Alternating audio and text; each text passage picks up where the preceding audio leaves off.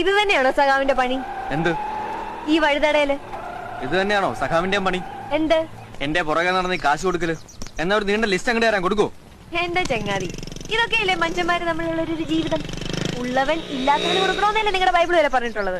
അന്യന്റെ മുതൽ ആഗ്രഹിക്കരുതെന്നും ബൈബിളിലുണ്ട്. ഇയാളെന്നെ ബൈബിളൊന്നും പഠിപ്പിക്കണ്ട. ഇങ്ങനത്തെ ഔദാര്യങ്ങൾ എനിക്ക് ഭയങ്കര ഇൻസൾട്ടാണ്. ഇതൊരു തരം മിഥ്യാഭിമാന. സഖാവിന്റെ ഫാദർ ഹോസ്പിറ്റലാന്ന് അറിഞ്ഞപ്പോ ഞാൻ വന്നത് ഹോസ്പിറ്റൽ ബില്ല് തരാനൊന്നും അല്ല, ഒരു മര്യാദ. വന്നപ്പോ അവിടുത്തെ സാഹചര്യം എനിക്ക് മനസ്സിലായി. എന്റെ കയ്യിൽ കുറച്ച് കാശും ഉണ്ടായിരുന്നു. ബില്ലടക്കട്ടെ ചോദിച്ചപ്പോ ആരും വേണ്ടാന്നും പറഞ്ഞില്ല.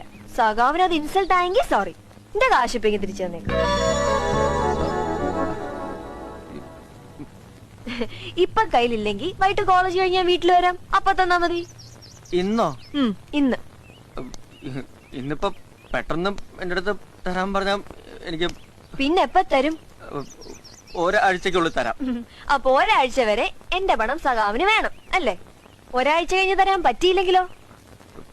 തരും, തന്നിരിക്കും. എവിടുന്ന്? സഖാവിന്റെ വീട്ടിലെ അവസ്ഥ എനിക്കറിയാം. അമ്മാമ്മ എന്നോടെല്ലാം പറഞ്ഞു. എന്തിനാ സഖാവ് ഇത്ര വലിയ ടെൻഷൻ? സഖാവ് തന്നെ ഇല്ലേ പറഞ്ഞേ, പണം വരും പോകും, 4 അക്ഷരം പഠിച്ച അത് ഉണ്ടാവുന്നു. പരീക്ഷ വരണേ 4 അക്ഷരം പോയി പഠിക്ക്. IAS എടുത്ത് വലിയ കളക്ടർ ആവുന്ന അമ്മാമ്മയ്ക്ക് വാക്കുകൊടുത്ത ആളല്ലേ?